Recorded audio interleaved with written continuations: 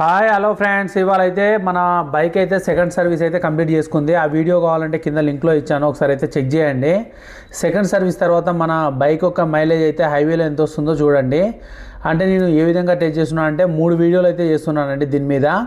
ఒకటి వచ్చేసి నార్మల్ స్పీడ్తో చేస్తే ఎంత వస్తుంది, అలాగే అదేవిధంగా చూసుకుంటే మనం ఒక పల్సర్ 150 కదా మనం కొన్నది, మినిమం ఒక 70-80 స్పీడ్ అయితే ఖచ్చితంగా పోతాం కదా. ఒక 70 స్పీడ్లో మనకైతే మైలేజ్ ఎంత వస్తుంది హైవేలో.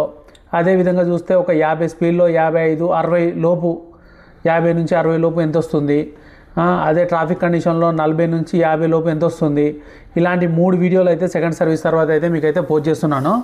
ఈ ఫస్ట్ వీడియో అయితే మాత్రం మనకు హైవేలో 70 km/h ఎబో అంటే 70 కిలోమీటర్ల స్పీడ్ పైన మనకు ఎంత మైలేజ్ అయితే వస్తుంది, ఇదైతే మాత్రం చెక్ చేద్దామని అయితే ఈ వీడియో అయితే తీస్తున్నాను. ఎందుకంటే నాకు యూస్ఫుల్ అవుతుంది, మీకు యూస్ఫుల్ అవుతుంది. ఎందుకంటే ఐఎమ్ ఏ పల్సర్ లవర్.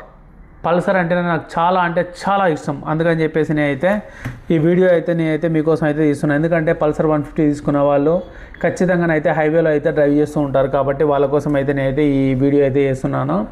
లోకల్లో డ్రైవ్ చేసే వాళ్ళ కోసం కూడా సపరేట్ అయితే వీడియో వస్తుంది, అది కూడా చూడండి. Service video first and second service video కూడా చేశాను.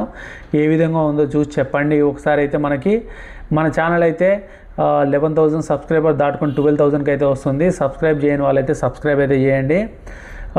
ఈ సెకండ్ సర్వీస్ వరకు నాకు పల్సర్లో బెస్ట్ అనిపించని అన్ని వివరాలతో పాటు చెప్తూ ఉంటాను. కానీ పల్సర్ మీద హైవే రైడ్ చేస్తూ ఉంటే వచ్చే ఫీల్ మాత్రం కేక. ఎందుకంటే అసలుకి ఒక మంచిగా ఎట్లా అంటే ఒక కంఫర్ట్ బైక్ అంటే ఖచ్చితంగా చెప్పాలంటే ఒక యూత్కి అంటే ఒక 18 to 30+ మిడిల్లో ఉన్న వాళ్ళకి పల్సర్ ది నెంబర్ 1 బైక్ అని చెప్పుకోవచ్చు. ఒక యూనికార్న్ కూడా ఉంది, అది కూడా బెస్ట్ బైకే. కాకపోతే మాత్రం పల్సర్ లేటెస్ట్ ట్రెండ్గా తగ్గట్టుగా ఉంటుంది. ఎవరికైనా కానీ ఖచ్చితంగా దాని మీద కూర్చుంటే లుక్ అనేదే మారిపోతుంది.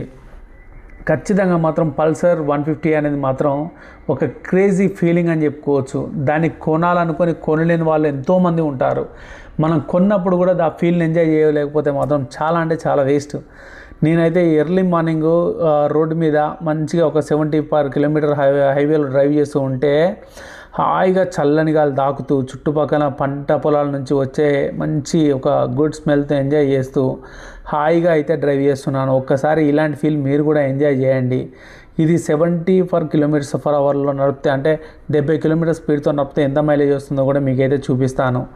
అదేవిధంగా ఇది ఏ బంకులో ఏ మైలేజ్ కొట్టిస్తే ఒక్కొక్క బంకుని బట్టి ఒక్కొక్క రకంగా మైలేజ్ కూడా మనకైతే డిఫరెన్స్ అయితే అవుతుంది.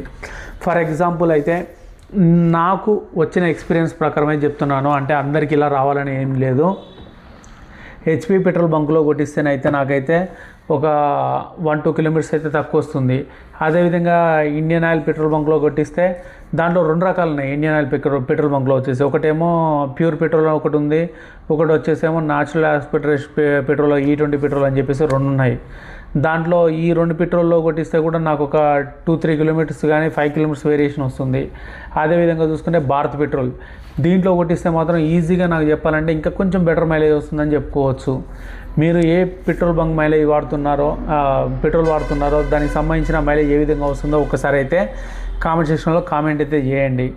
నేనైతే ప్రజెంట్ అయితే యూజ్ చేసిన పెట్రోల్ వచ్చేసి మనకు భారత పెట్రోల్ బంక్ పెట్రోల్ అయితే యూజ్ చేశాను దీంట్లో.